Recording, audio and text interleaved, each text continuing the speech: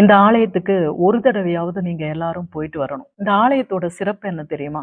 அபூர்வ விஸ்வரூப கோலம், தகப்பன் சுவாமி ஒரு அதிசயம், 7 அடியில துர்க்கை ஒரு பிரம்மாண்ட ஒரு அதிசயம், கல்வி தரும் கடவுள், மன அமைதி தரும் கடவுள், விழாக்களின் நாயகன்.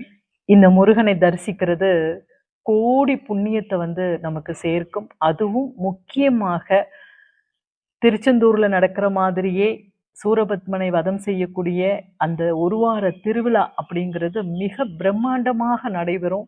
அந்த திருவிழாவில் முருகனை தரிசிக்கிறது அப்படிங்கிறது 1 கோடி புண்ணிய பலன்களை நமக்கு கொடுக்கக்கூடியது இந்த முருகனின் விஸ்வரூப தரிசன காட்சி.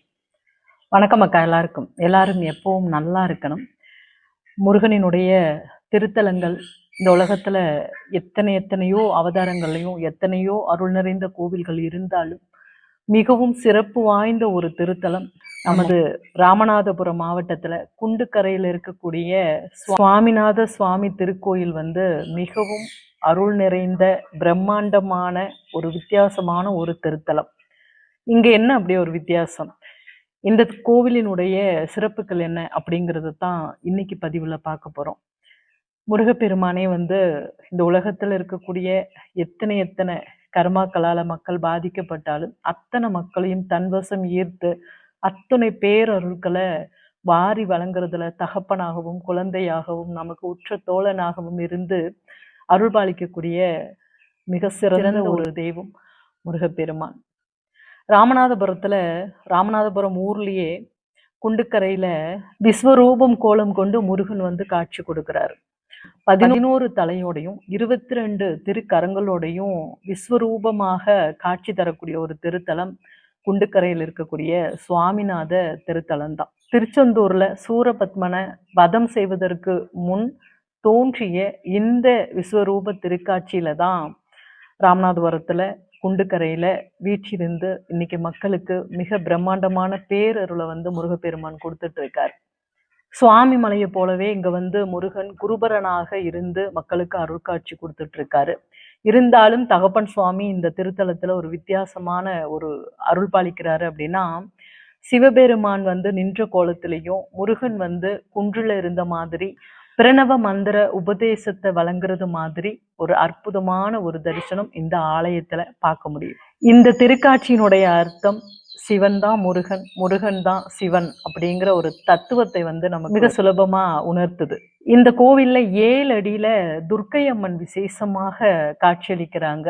18 திருக்கரங்களோட துர்க்கையம்மனுக்காக வழிபாடு அப்படின்னு பாத்தீங்கன்னா தைப்பொங்கல் டயத்துல அம்மாவுக்கு சாகம்பரி அலங்காரம் அம்மாவுக்கு நடக்கும். தைப்பொங்கல் அப்போ காய்கறி பழங்களை வச்சு ரொம்ப சிறப்பான தரிசனம் அப்போ அம்மாவுங்களை பார்க்க முடியும்.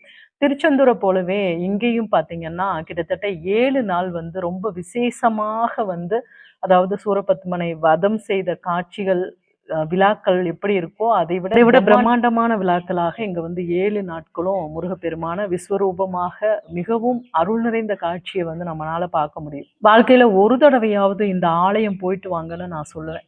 ஏன்னா இந்த ஆலயத்துல மிக சிறப்பாக குழந்தைகள்ல இருந்து பெரியவங்க வரைக்கும் அத்தனை பேருக்கும் அருளாசிகள் புரியக்கூடிய இந்த திருத்தலத்துல கல்வியில சிறந்து விளங்குவதற்கு இந்த முருகன் மிக சிறந்த சால சிறப்பாக துணை புரியக்கூடியவர் முருகன். அதே மாதிரி மக்கள் எந்த வகையான துன்பத்துல இருந்தாலும் மனதுல நிம்மதியே இல்லை, மன நிம்மதி வேணும், மன அமைதி வேணும் அப்படின்னு தேடிட்டு இருக்கிறவங்களுக்கு ஒரு மிக சிறந்த ஒரு ஆலயம் அப்படின்னு பாத்தீங்கன்னா நம்ம ராமநாதபுரத்துல குண்டுக்கரையில இருக்கக்கூடிய சுவாமிநாத சுவாமி திருத்தலம் தான். ஆக 11 தலைகளோடும் 22 திருக்கரங்களோடும் காட்சி கொடுத்து கொண்டிருக்கக்கூடிய இத்திருத்தலத்திற்கு நீங்க எல்லாரும் பயணப்படணும். முருகனினுடைய பேரருளை நீங்க அனைவரும் மிக சிறப்பாக பெற்றுக்கணும்.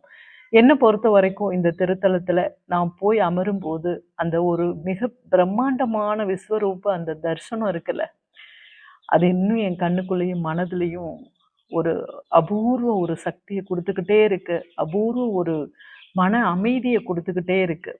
அந்த மன அமைதி உங்க அனைவருக்கும் கிடைக்கணும் அப்படிங்கிறதுக்காகத்தான் இந்த பதிவை உங்களோட பகிர்ந்திருக்கேன். ஆக அனைவரும் இத்திருத்தலத்திற்கு சென்று மன அமைதியும் ஆனந்தமும் பெறணும் அப்படிங்கிற ஒரு ஆசையோடு விடைபெற்றுக்கிறேன். நன்றி, வணக்கம்.